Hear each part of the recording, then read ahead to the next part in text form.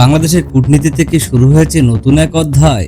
একের পর এক বিদেশ ভ্রমণ, উচ্চ পর্যায়ের বৈঠক, বিনিয়োগ, বাণিজ্য, কর্মসংস্থান এবং আন্তর্জাতিক সম্পর্ক নিয়ে বড় বড় আলোচনা। কিন্তু প্রশ্ন হলো, এই সফরগুলো কি শুধু আনুষ্ঠানিকতা, নাকি বাংলাদেশের অর্থনীতি, বৈদেশিক কর্মসংস্থান এবং বৈশ্বিক অবস্থান বদলে দিতে পারে? আজকের ভিডিওতে আমরা তথ্য উপাত্তের ভিত্তিতে বিশ্লেষণ করব সাম্প্রতিক সময়ে প্রধানমন্ত্রী তারেক রহমানের সরকারি বিদেশ ভ্রমণ, কোন কোন দেশে গিয়েছেন, কেন গিয়েছেন, কি কি আলোচনা হয়েছে এবং বাংলাদেশের জন্য সম্ভাব্য লাভ কি হতে পারে। হ্যালো বন্ধুরা, আমি আশিক জ্যাকি। Welcome to বায়োমোটিভেক্স।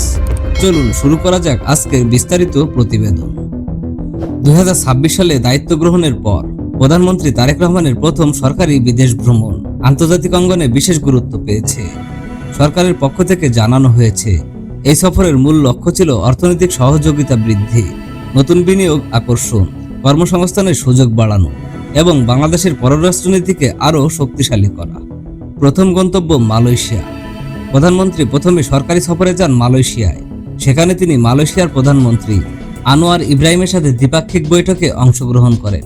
এই বৈঠকের অন্যতম গুরুত্বপূর্ণ বিষয় ছিল বাংলাদেশি কর্মীদের জন্য মালয়েশিয়ায় শ্রমবাজার পুনরায় উন্মুক্ত করা। কারণ দীর্ঘদিন ধরে হাজার হাজার বাংলাদেশি কর্মী নতুন কর্মসংস্থানের অপেক্ষায় রয়েছেন। এছাড়াও আলোচনা হয় বাংলাদেশি অনিয়মিত কর্মীদের বৈধকরণ, শ্রমিকদের অধিকার, নিয়োগ প্রক্রিয়ায় স্বচ্ছতা, বিনিয়োগ, সংস্কৃতি এবং ভবিষ্যৎ মুক্ত বাণিজ্য চুক্তির সম্ভাবনা নিয়েও। এই সফরের সম্ভাব্য লাভ, যদি শ্রমবাজার আরও বিস্তৃত হয় তাহলে হাজার হাজার বাংলাদেশি বিদেশে কর্মসংস্থানের সুযোগ তৈরি হতে পারে, বাড়তে পারে রেমিট্যান্স, শক্তিশালী হতে পারে বাংলাদেশের বৈদেশিক মুদ্রার রিজার্ভ। একই সঙ্গে দুই দেশের অর্থনৈতিক সম্পর্ক আরও গভীর হওয়ার সম্ভাবনা রয়েছে। দ্বিতীয় গন্তব্য চীন। মালয়েশিয়া সফর শেষে প্রধানমন্ত্রী যান চীনে। এটি ছিল অত্যন্ত গুরুত্বপূর্ণ একটি সফর, কারণ চীন বাংলাদেশের অন্যতম বৃহৎ বাণিজ্যিক অংশীদার এবং উন্নয়ন সহযোগী। এই সফরে তিনি অংশ নেন সামার দাভোস ফোরামে। পৃথিবীর বিভিন্ন দেশের রাষ্ট্রনেতা, বিনিয়োগকারী এবং শিল্প প্রতিষ্ঠানের প্রতিনিধিদের সাথে বৈঠক করেন। এছাড়াও তিনি চীনের প্রধানমন্ত্রী লি চিয়াং এবং প্রেসিডেন্ট শি জিনপিং এর সাথে দ্বিপাক্ষিক বৈঠক করেন। তার এই বৈঠকে কি কি উঠে আসে? প্রথমত, বাংলাদেশ থেকে চীনে আরও বেশি পণ্য রপ্তানির সুযোগ, বিশেষ করে কৃষি পণ্য, ফার্মাসিউটিক্যালস, চামড়া পণ্য এবং অন্যান্য রপ্তানি পণ্য বাড়ানোর বিষয়ে আলোচনা হয়। দ্বিতীয়ত, চলমান অবকাঠামো প্রকল্প দ্রুত বাস্তবায়নের অনুরোধ জানানো হয়। তৃতীয়ত, শিল্পায়ন, সবুজ প্রযুক্তি, কৃত্রিম বুদ্ধিমত্তা, স্বাস্থ্য, শিক্ষা এবং প্রযুক্তিগত সহযোগিতা বাড়ানোর বিষয়েও দুই দেশ আলোচনা করে। তিস্তা ইস্যু। এই সফরে আরও একটি বিশেষ গুরুত্ব ছিল তিস্তা নদী। বাংলাদেশ ও চীন তিস্তা নদী ব্যবস্থাপনা এবং সংশ্লিষ্ট প্রকল্পে সহযোগিতা আরও গভীর করার বিষয়ে আলোচনা হয়েছে।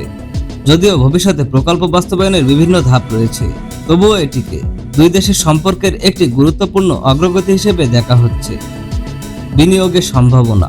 সরকারের লক্ষ্য চীনা বিনিয়োগ বৃদ্ধি করা, নতুন শিল্পাঞ্চল গড়ে তোলা, নতুন কর্মসংস্থান সৃষ্টি করা এবং বাংলাদেশের উৎপাদন খাতকে আরও প্রতিযোগিতামূলক করা।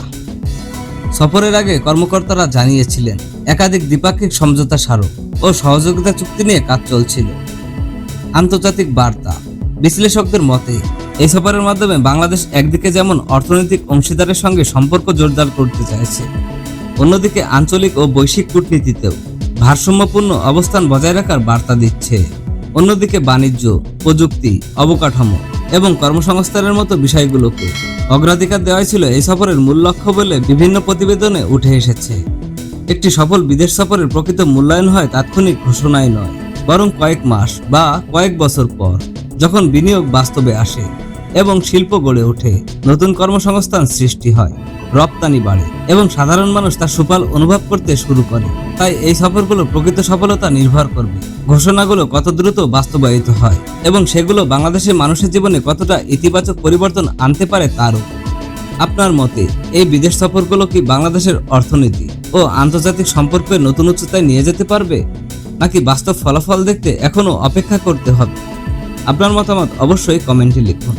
ভিডিওটি ভালো লাগলে একটি লাইক দিন, বন্ধুদের সঙ্গে শেয়ার করুন এবং বাংলাদেশের অর্থনীতি ও আন্তর্জাতিক সম্পর্ক নিয়ে তথ্যভিত্তিক বিশ্লেষণ পেতে বায়োমোটিভেক্স চ্যানেলটি সাবস্ক্রাইব করতে ভুলবেন না।